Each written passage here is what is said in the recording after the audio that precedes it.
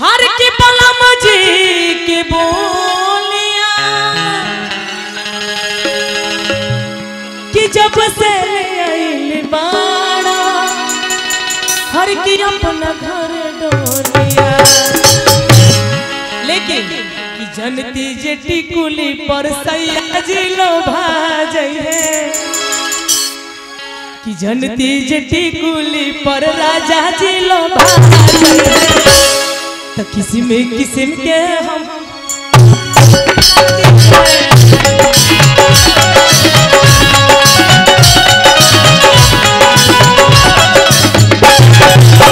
जनती जे टिकुली पर राजा जी लो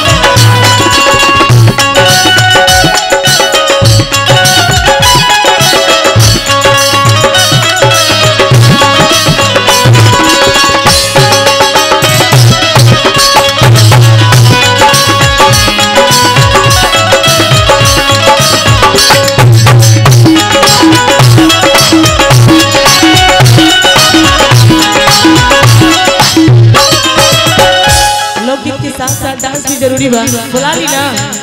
डांस होना चाहिए ना सर ना अरे ठीक बाटे ठीक बा आई करती पलम वाला हम सो रहो सिंगार हो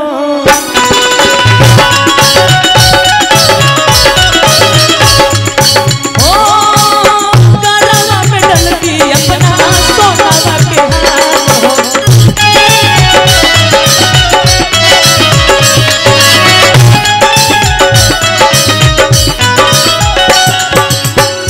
करती पलम वाला हम सोना हो सिंगार हो गलवा में डलती अपना सोना के हार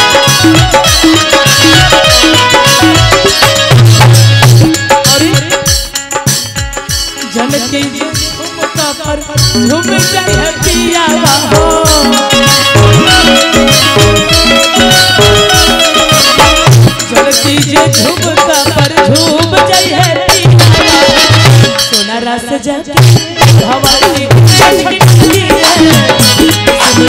के हम लगईती और एकरा में कहे खाली तो हम लोग के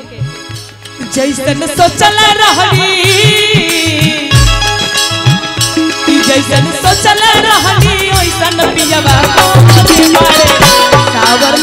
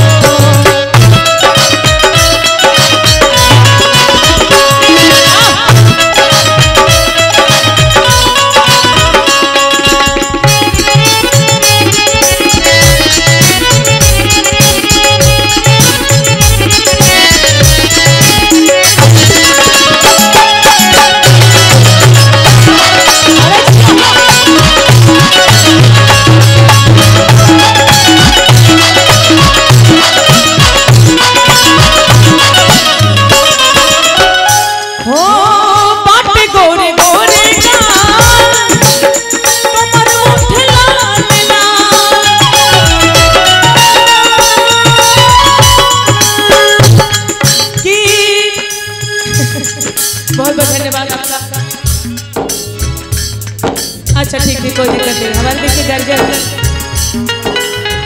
प्रत्युष महाराजगंज की तरफ से बहुत बड़ा नोट आया है बहुत बहुत धन्यवाद हो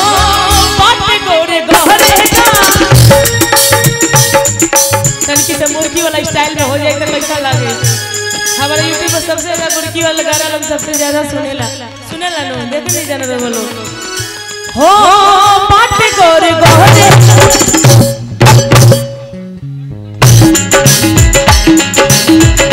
कमर उठला लेला हंसल लिया पर हो गई चिता से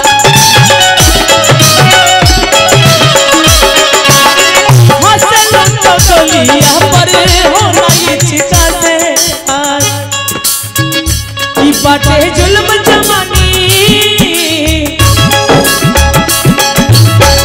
की बाटे जुल्म जवानी चंदा के चकोर मारो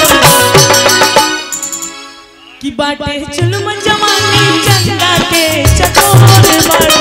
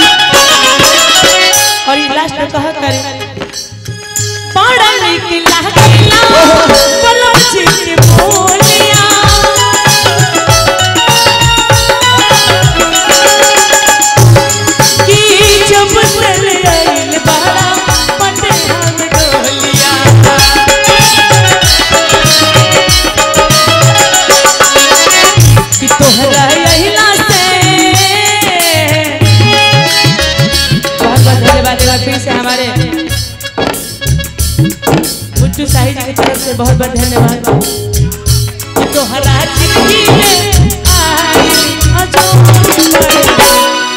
हर एक दम पे जो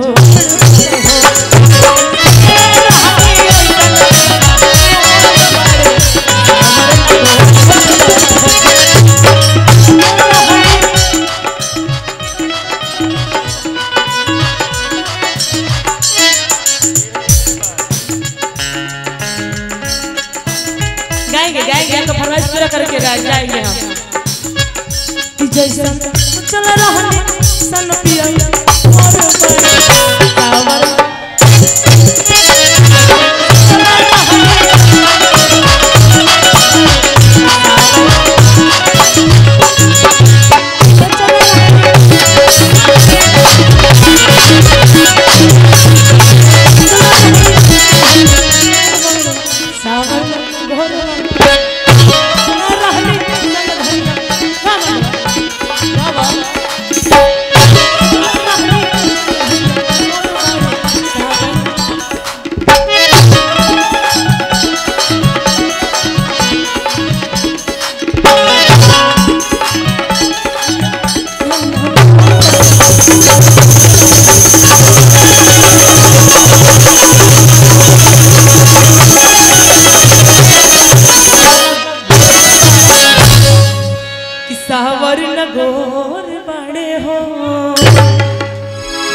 बहुत बहुत धन्यवाद। हमरा फरमाइश पूरा कर एक बार रेस्ट कर लेते नहीं ओकर बाद धमाल होई होली होई अभी कमेंट कर रही है लोग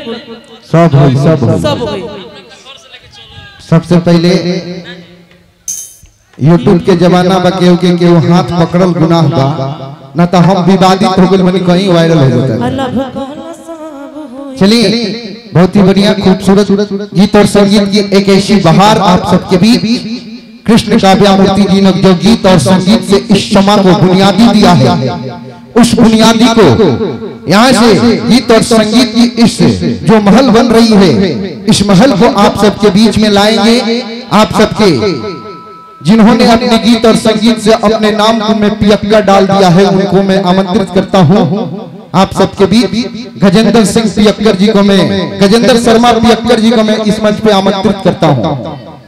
और मैं चाहूंगा कि उनके आने से पहले मैं चंद बातें रख दूं आप सबके समक्ष मेरे मित्रों।